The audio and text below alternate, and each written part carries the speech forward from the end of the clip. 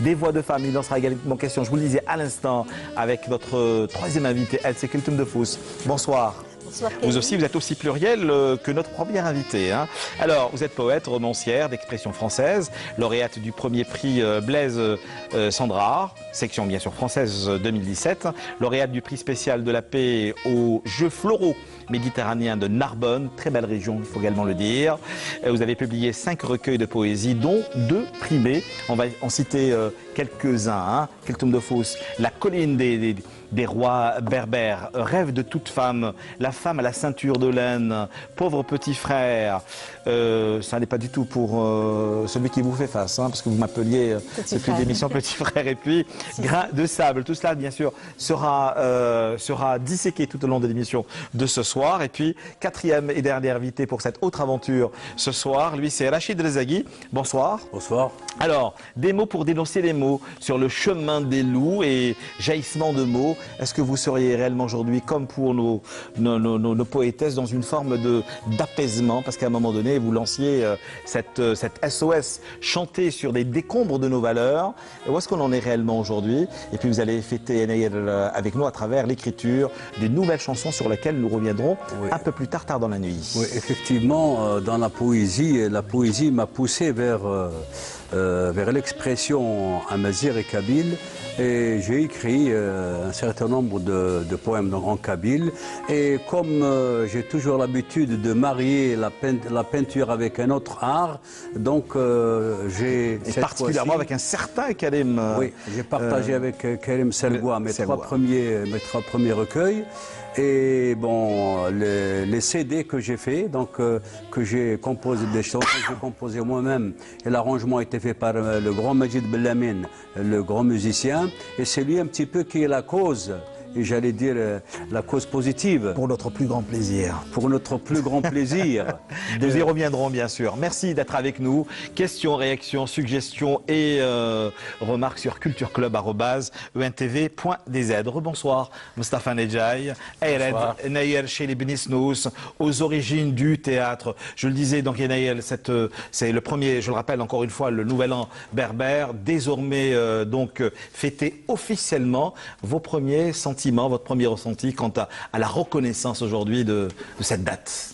Vous savez, il y a un instant, notre ami me disait tout à l'heure un peu ce qui se passe en Algérie pour les gens qui construisent son papier. Oui. Bien sûr, après, on leur donne le papier. C'est un peu ce qui se passe avec Nair. Nair, il a été fêté depuis des millénaires, et depuis toujours. On était tous enfants et on fêtait ça à la maison. Maintenant, j'ai l'impression que les gens découvrent quelque chose de nouveau. C'est étonnant quand même. On va en parler aujourd'hui. Alors, donc, justement, à travers cet ouvrage, réellement se pose la question d'où vient cette chose étrange appelée, je le rappelle encore une fois, Ayred, qui est, je le disais au sommaire de l'émission, une forme de survivance des temps immémoriaux. Une survivance, mais ce que je croyais, moi, au début, que c'était une survivance. C'est vrai qu'il ne reste pas beaucoup. Mais ce n'est pas une survivance parce que j'ai su, après la sortie des livres, qu'il y a d'autres endroits, et spécialement Haute-Côte, au niveau des Aurès. Oui, on va en parler, vous en faites pas. Ils ont presque le même carnaval, sauf qu'ils ne le font pas au Nayer, ils le font à Ashura. Mais ce genre de carnaval, ça a existé partout en Algérie et dans le Maghreb en général. De toute manière, ça a obéi à des lois naturelles parce que les gens vivaient avec la nature. Et donc, ils fêtaient les équinoxes, un peu le passage d'une saison à une autre, et ils le fêtent d'une manière ou d'une autre. Et donc, ça a toujours existé. C'est vrai qu'avec le temps, maintenant, ça s'est perdu, mais ça, voilà, c'est des... Le lion comme symbole, comme force, comme puissance. Symbole, effectivement. Totalement. Aux Aurès ou la bien sûr, il y a toujours le lion. D'ailleurs, on le retrouve même au Maroc, en Tunisie, la même chose. Hein. Ça ne change pas. Donc, vous seriez aujourd'hui en quête d'un patrimoine perdu pour l'édition de cet ouvrage? Moi, sincèrement, ça a été une rencontre extraordinaire. Et de manière, comme je suis un peu curieux, comme tous les artistes, donc d'essayer de comprendre les choses, parce que on travaille souvent aussi avec ces choses, même si on est dans les arts plastiques en général. mais on emprunte beaucoup de choses à notre culture et à la culture universelle. Je suis convaincu que je suis un terrien, mais bien sûr, mes origines m'intéressent et j'essaie de comprendre les choses, voilà. Alors, à la lecture de votre ouvrage, Ayred, Enaya chez les Bnisnous, je vous le conseille vivement, c'est en vente libre chez votre bon libraire, habituel bien sûr. Vous dites qu'au commencement n'était pas le verbe, au commencement était la gestuelle, et pas n'importe quelle gestuelle, la gestuelle des femmes, pour justement la célébration de Yenayer. Ouais. C'est la curiosité là, parce que comme il y avait mon ami Nordin Lachmi, Liliane, parce qu'ils étaient avec laquelle vous avez très souvent collaboré, dans le théâtre, au cinéma, mais également à la télévision. Voilà. Hein. Donc c'était une préoccupation un peu pour les gens du théâtre, parce qu'on a toujours posé la question d'où vient le théâtre, les origines du théâtre en Algérie. Donc on a essayé à chaque fois de chercher des excuses, de dire bon, le théâtre vient du Garagouz, par exemple, ou du théâtre d'Ambre, ou vient de tel ou tel, ou même emprunt à l'Occident. Sauf qu'on oublie souvent que l'origine du théâtre dans le monde entier, ça vient du carnaval. Et les carnavals remontent à très très très loin parce que c'est des rituels agraires. Et donc, dans le cas de Ayred, c'est carrément organisé, ça veut dire il y a une mise en scène, il y a des scénettes qui sont jouées à un moment donné, il y a des chansons, ça veut dire ce n'est pas juste mettre un masque.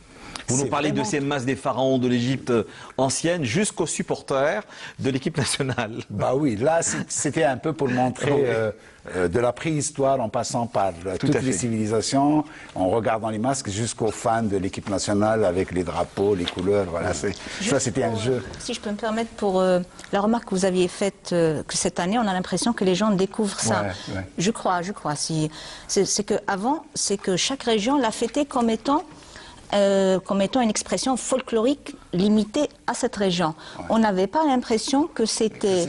Voilà, on n'avait pas l'impression que c'était commun. Alors qu'on fait ça dans plusieurs régions du pays, et même au-delà. Voilà, que l'expression change, mais en réalité, le lien est commun, et que les gens, peut-être, bon, je ne dis pas le découvrent, mais les gens ont toujours besoin que quelque chose soit officiel. Il y a autre chose, pour sortir un peu du politique... côté politique. Là, parce qu'il y a le côté politique qui est là, une décision, un décret. Ouais. C'est étonnant, ça veut dire quand on décrète. Et quelle reconnaissance. Voilà, il y a la reconnaissance. Ouais. C'est étonnant. J'invite également ceux qui nous regardent à lire un très bel ouvrage, un ouvrage politique qui s'appelle Avril 1980.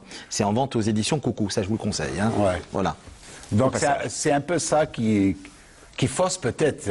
On est très content que ce soit une journée chômée pays. Et en même temps, ça me fout un peu mal quand je vois l'utilisation politique. Parce que je dirais même à ces politiques, et depuis 55 ans, qu'est-ce qui se passe? Vous avez oublié qu'il y avait un air?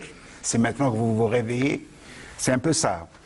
Mais sinon, c'est pour ça que vous parlez de survivance de ces temps immémoriaux. Alors pour cet ouvrage, j'ai comme l'impression qu'il y a plusieurs approches, voire même plusieurs lectures. Pédagogique, ethnologique, sociologique et surtout anthropologique, mais surtout esthétique. Esthétique, bien sûr. Ouais. Bien sûr. D'ailleurs, l'étonnement, à la première page, vous allez voir un masque extraordinaire. Et ça, c'est fait par des gens d'un village. Mais alors, je vous assure qu'il n'y a absolument rien, à part une petite pharmacie, une ruelle et un petit café. Et quand vous voyez le degré d'esthétisme dans ces masques, vous vous dites, je me rappelle, on était avec Nordin, Liliane, il y avait d'autres copains de Tlemcen, des artistes. Et j'ai dit, voilà, ça c'est des gens qui n'ont pas fait les beaux-arts. Mais regardez ce qu'ils font. Des gens qui sont aux beaux-arts, ils sont incapables de faire ça. Ça, c'est des dons. Voilà. Contre la culture, ça veut dire quand on est porteur d'une culture millénaire, et quand on est conscient de ça, donc la chose, c'est l'évidence même. Ils le font même en jouant. Ouais. Mais il faudrait par la même occasion rendre hommage à un monstre sacré du théâtre qui a été assassiné au mois de février 1994, à savoir Abdelkader Alloula, qui lui, à un moment donné, vous a parlé d'un carnaval dans une région reculée, qui vous a dit « allez-y voir ». C'est grâce à Alloula parce qu'à l'époque, on travaillait avec Azdi Meddour, on a été pour un repérage à l'ouest, et donc en partant à Oran, on est passé chez Alloula Allah yarhamou. Et c'est Alloula qui nous disait, même lui, il a entendu parler. Il nous a dit, voilà, ce qui paraît, il y a un carnaval qui se passe à Bnisnous, dans le village Khmis, pendant Nayer. essayer de passer. Et nous, on était dans la région de Sebdou, pas loin. Ouais. Et donc, c'est comme ça qu'on est passé à ce village. Voilà. Et à un moment donné, vous parlez dans cet ouvrage, bon, au-delà de l'aventure humaine que nous provoquons chaque dimanche soir, n'oubliez pas cultureclub@20tv.dz, vous parliez de curiosité lorsque vous aviez visité pour la première fois ce village, non seulement d'une curiosité, mais d'une excitation qui était à son comble. C'était le comble parce que, ça veut dire, ils nous ont dit qu'il y a un carnaval. On n'a pas tellement cru. Ouais. Parce que qui peut croire